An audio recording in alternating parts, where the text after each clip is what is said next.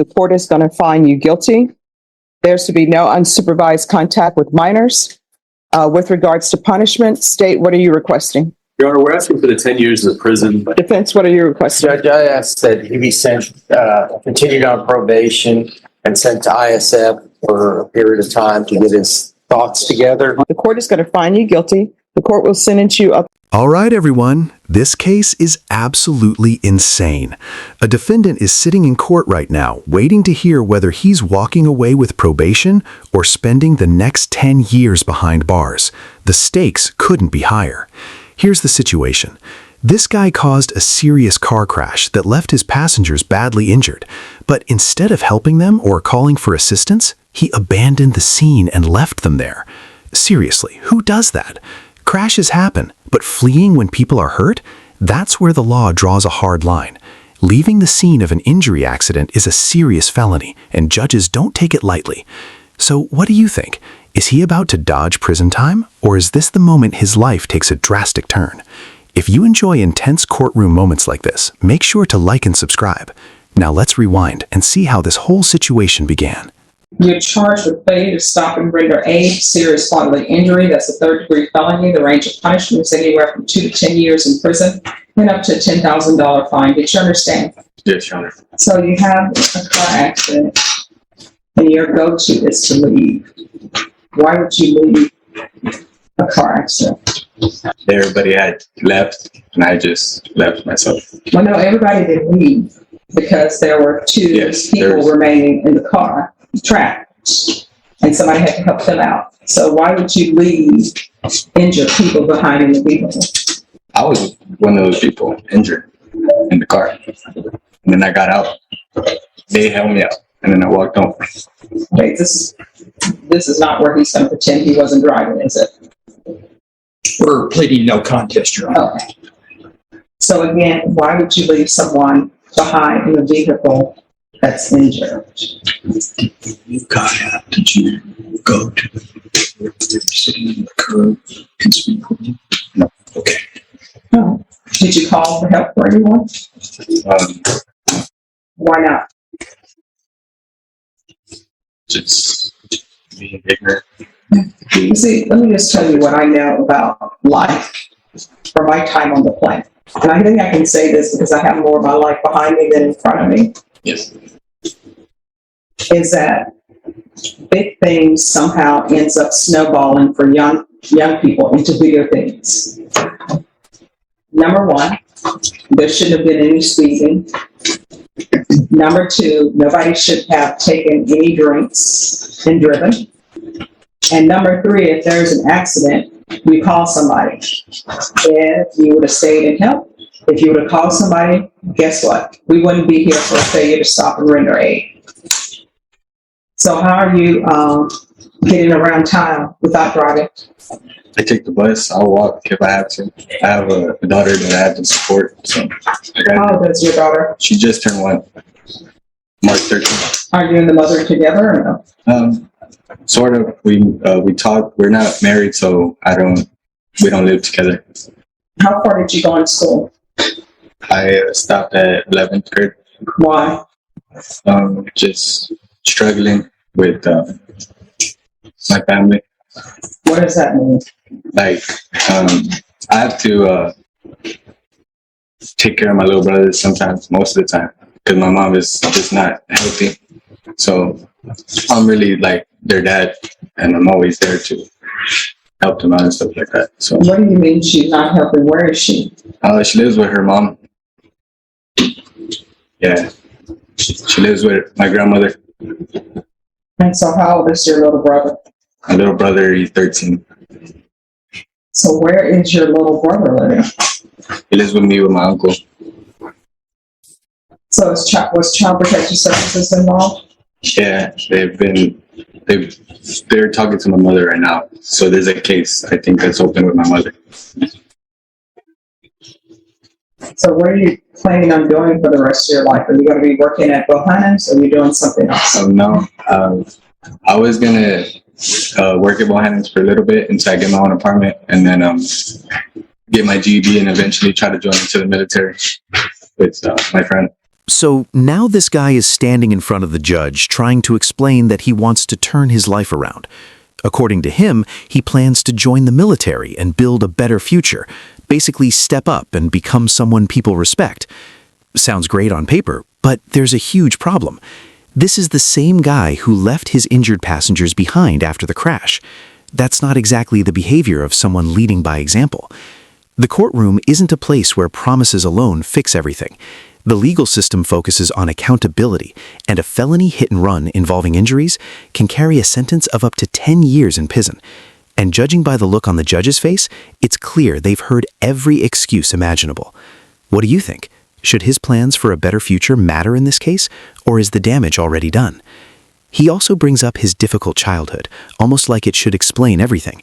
But let's be honest, plenty of people grow up in tough situations and still choose not to make decisions like this. Your past might help explain your actions, but it doesn't erase them, especially when other people's lives are on the line. So, do you think the judge is buying this emotional appeal, or is the full 10-year sentence still very much on the table? Let's jump back into the hearing. Well, I always tell people you can't keep saying you're gonna, because you're gonna going to wake up and 5 years of your life will have passed you by. Do you understand? Cats 1 and 2, was there some sort of theft involved? Was there a reason for cats 1 and 2? The case that was TSC was a burglary of a habitation, Judge. All right, so here's the thing about burglary of habitations, right? I haven't been presented with any evidence, so I don't know what it says. But what I do know is that entering people's homes without their permission, it's going to end up resulting in one or two things for you. One, it's going to end up being a prison trip. And burglary of habitations, range of punishment is 2 to 20 years. Or either you're going to break into somebody's home and you're going to be shocked to find that they are at their home, and you may end up being shot or killed. And you know what people are going to say? It was justified. You're in somebody's home, you're not supposed to be. So I'm going to put down cats 1 and 2, but I can give you cats 1 and 2 course in 2 minutes. Don't take what does not belong to you, which people should have learned in preschool. And when you go to someone's home, only go if you're invited, and then when they ask you to leave, leave. Life is so simple, people make it so much difficult than it has to be. So cats 1 and 2. And the MRT, which is supposed to teach you right from wrong, which again, you should learn that in preschool, right? If everybody would treat others the way they would like to be treated, you would need the MRT course. So remember that as you're taking that course. I'm going to want him tested for levels. And those levels need to start going down. Do you understand? Yes, Your Honor. Okay. Now the judge is bringing one of the victims from the crash into the Zoom hearing, and this moment instantly raises the emotional intensity. This young woman suffered permanent injuries because of that accident, injuries she'll have to live with for the rest of her life. Just imagine that for a second. One reckless decision by someone else, and your entire future changes forever. In cases like this, victim impact statements carry a lot of weight. Judges often take them very seriously when deciding a sentence because they reveal the real-life consequences of the crime. So far, what are your thoughts on this case? Let's hear what the victim has to say. Ms. Pettis has some words to say to you. I require that everyone treat everyone with respect, so just listen and internalize what I'm saying. You may proceed.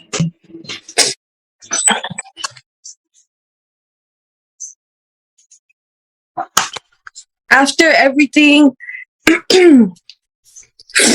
I don't think that you should be in prison or, but I did suffer injuries that are like for a lifetime. And I just want you to understand that because I did go through all of that, you do deserve to go through some kind of consequence. Did I cut off? Yes, you did. They keep calling me that, so I'm sorry.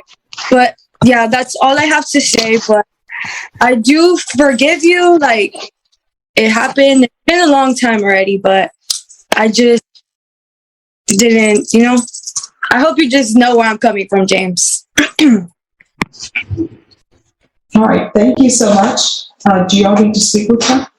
I don't believe so. We have contact. We can talk to Ms. Perez after this. Thank you, Ms. Perez. Thank you. Thank you. All right, probation will go over conditions with you. Here's where things get interesting.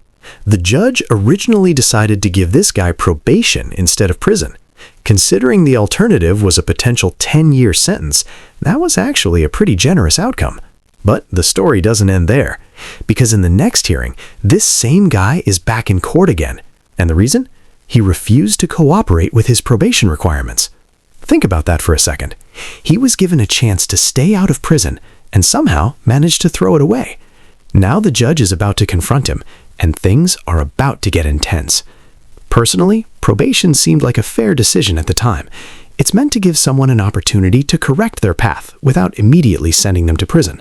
Even the victim showed some mercy and said she forgave him, which likely influenced the judge's decision. But if someone comes back to court after ignoring all the rules of probation, that's a completely different situation. Probation isn't a free pass. It's basically the court saying, prove you deserve this second chance.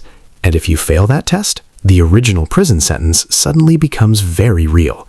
Did he seriously think the judge would just forget?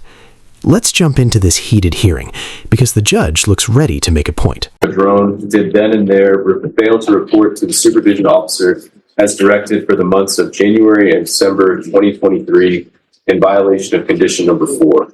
How do you plead to that? True or not true? True, Your Honor. State? Your Honor, we waived the other violations alleged in the motion. No objection. All right. Mr. Madrone, did you understand by pleading true to violation of condition number 4, the court could find it true, grant the motion, find you guilty, and sentence you up to 10 years in the prison and up to a $10,000 fine? Yes, I understand. Knowing that, do you still wish to plead true to violation of condition number 4? Yes, Your Honor. Court will find violation of condition number 4 true. Is there a proposed agreement? It's not, Your Honor. We're going open. We are asking for the 10 years, Your Honor. I believe the defense might be heard on it. All right. Defense, what are you requesting? Judge, we're requesting that he be placed on probation, that he be given weekly UAs and intense supervision. Basically, Judge, this was a lot dealing with financial issues. He has 2 small children that he was responsible for, living with his grandmother at the time. He is now presently employed.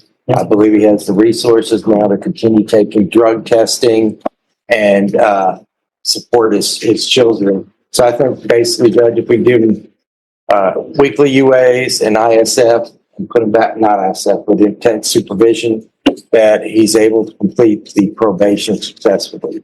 You have anything to add, James? Yes, Your Honor. All right. You want to raise your right hand? Do you solemnly swear and affirm the testimony you give will be the truth and nothing but the truth, so help you God? All right, you can lower your hand, state your name for the record.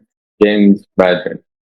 All right, it says here that you didn't talk to the manager and you left when asked to stay in the lobby by the probation officer. Your Honor, I was, my grandmother, thankful for her that she helped me with my burdens when I had to do these reports and everything, and she would have my kids in the car while I'll be reporting. So at that time, I really didn't have too much time to be there due to my being responsible for 2 children. So that was just that at that time. That was it. Okay, that doesn't make sense to me. Your grandmother is helping you with your children. Yes. And how old are your children? 3 and 1. All right, so she's helping you with the 3 and 1 year old. So you're telling me your grandmother drives you to see your probation officer Yes. and then says, I can't wait. Yes, Your Honor. That doesn't make any sense to me. It's just like I have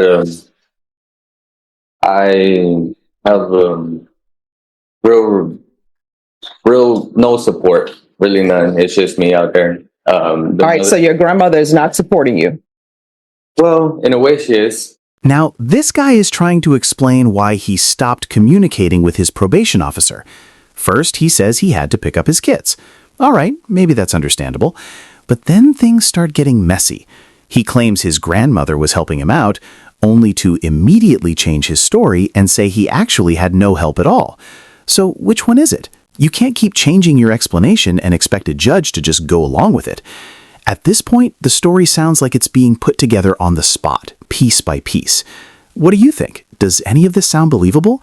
Probation isn't optional. When the court orders it, you either follow the rules or face the consequences.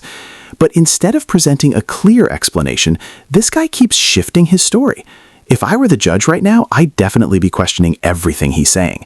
Is he just nervous and scrambling for answers, or does he actually think this defense makes sense? Let's get back into the hearing. In a way, All right. And then it says that they tried to have virtual meetings with you and you kept rescheduling, and they allowed you to reschedule it and reschedule it and reschedule it. again, I had financial burdens. So you didn't have a cell phone. No, You couldn't get a ride by via bus. Your Honor, my grandma lived in Leon Valley and then she moved over there by Lackland Air Force Base, and I did not have reliable transportation. And Oh, no. I know for a fact that there's transportation by via for Lackland. Oh. And you know how I know there is that? Because one time I made a mistake and got on the looper, which I believe is the 510, and it takes you all around the city. And I was like, wow, this is where the bases are. yes, but where I had to report was over there by 1604 in Bandera, which, Via. yes, Your Honor. Because they canceled that bus route. I know it sounds like if I'm making it up or not, but yes, they did cancel that bus route for that reason. That drive was very, very extreme. Did you pick up the phone, call probation, and say, hey, this Yes, is Your where Honor. I am? Okay. Yes, Your All right. Any other questions? Mr. Mr. Madrone, my name is Hank Wilkins. If I ask you anything you don't understand, just let me know and I'll try and rephrase it, okay? Do you know the last time you reported? The last time I reported was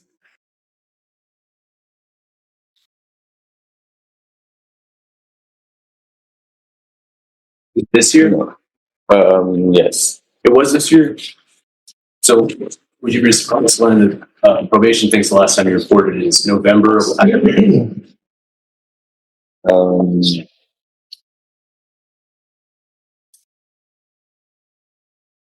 Did you ever do the CATS theft course? No, Did you do the CATS 2 theft course? no, Did you do the moral recognition therapy? no. Did you do anything on probation? I had parenting classes that were available online, which I did do, and it waived over my community service. I'm sorry to interrupt. How can you do the parenting classes online, They but were you for can't free. report? No. But you can't report to probation online. Explain that to me. I did report to probation online every time I had a Zoom meeting, and when it was in person, it was hard for me to be able to report due to my lack of transportation. Do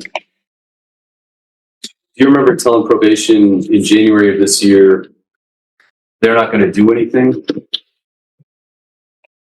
No, you remember telling them, I know the judge will reinstate me? no. I don't know about you, but something about this guy's behavior feels completely off. The body language, the hesitation, the way he keeps stumbling over his words, it all makes the situation look even worse. It's almost like he's trying to deny things that were already clearly said. Then he makes an even stranger claim. He argues that probation wouldn't really change anything for him. But probation is literally the one thing keeping him out of prison. That's the whole point. At this stage, it feels like he's digging himself deeper instead of helping his case. Maybe he assumed the judge wouldn't take the violation too seriously, but that's not how the system works. When someone ignores probation conditions, the court doesn't just shrug it off. They bring you right back in, and this judge looks ready to deliver a lesson he won't forget anytime soon. Let's watch what happens when the sentencing finally arrives. You understand that when you pled to this offense, that's a third-degree felony, right? You're looking at up to 10 years in prison. Yeah, I do understand. Yes, I understand. And you knew that, and you still didn't do these conditions of probation, right? You didn't do the oral recognition therapy? Not that. I had faced financial burdens, so I did not have support from the mother of my children. She was attending school at the time. But now I have a reliable job. I have the means to prove to the court that I could be responsible in finishing my term. Seems like the easiest thing to do would be to report, though. You didn't report it all this year, right? No, because she said that she was going to file a motion to revoke, and I had said that, okay, that we have to do what we have to do. That's simple. That's what I had said in that response. I'll pass the way, John. Nothing further, Your Honor. All right. Probation. Was there any restitution for Elise Perez and Kimberly Soto?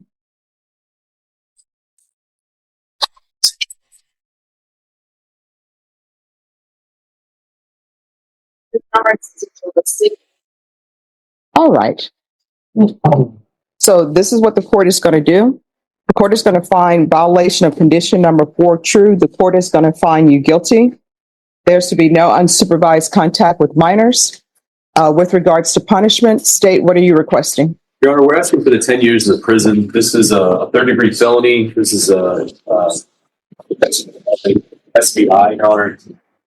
Some other cases were taken into consideration of this plea. The defendant had opportunities to plead in the position. He didn't do much of anything on probation. I was trying to get some more information today. None of the answers are very satisfying, Judge. So we're asking for 10 years in the prison. Defense, what are you requesting? Judge, I asked that he be sent, continued on probation and sent to ISF for a period of time to get his thoughts together. Be able to get out on the street and be a productive member of society and also a father for his 2 children.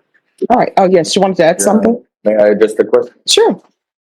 Yes, I would like to say that I would like to suggest no tolerant probation, where I may be supervising weekly UAs. I do not use drugs, and or an outpatient program, intense outpatient program that I can prove to the court where I can be responsible in completing my probation successfully. Okay. All right. This is what the court is going to do. As previously stated, the court is finding violation of condition number 4 true. The court is going to find you guilty. The court will sentence you will sentence you to 8 years in the prison. There's to be no unsupervised contact with the minors. Court will give you credit for any time served, and the court will request the therapeutic community. Did you review the trial court certification of defendant's rights to appeal with your attorney? Did you understand it, and did you sign it? Yes. All right. You do have a limited right to appeal, and that right to appeal is as it relates to the allegations in the motion, not the fact that you were on deferred adjudication. Do you understand? All right. Good luck to you. We can go off the record. Here's the thing. I can't force them to place you in the therapeutic community. You'll have to request that. And then it's completely up to them whether or not they place you in the therapeutic community. Your Honor, what was the consequence again? Oh, you're going to prison for 8 years. I'm going to prison for 8 years. Yes. And that's the done deal. Yes. Okay. All right. Good luck to you. Okay. So the judge ultimately sentenced him to 8 years in prison. 8 years is a huge amount of time when you really think about it. Just consider where your life was 8 years ago. That's how long he'll be gone. What do you think? Was that sentence fair? Personally, I'm a little torn. I do believe he deserved prison time, especially after violating probation and showing such little responsibility for the damage he caused. But 8 years still feels incredibly heavy. Maybe something closer to 4 years might have been a more balanced outcome. Of course, I'm not the one sitting behind the bench making those decisions. At the same time, you can understand the judge's reasoning. This man was already given a second chance through probation, and instead of respecting it, he completely ignored it. And let's not forget the original crash injured multiple people. The legal system exists to protect victims, and when someone acts like the rules don't apply to them, the consequences can be severe. His reaction at the end was honestly shocking. When the judge announced the 8-year sentence, you could see the disbelief all over his face. It's almost like he expected another warning instead of real punishment. But reality hit hard in that moment. I'm going to wrap things up here. If you enjoyed this breakdown and want to see more courtroom stories like this, make sure to like the video and subscribe to the channel. And tell me in the comments, was the 8-year sentence fair, or do you think it went too far? Thanks for watching, and I'll see you in the next one.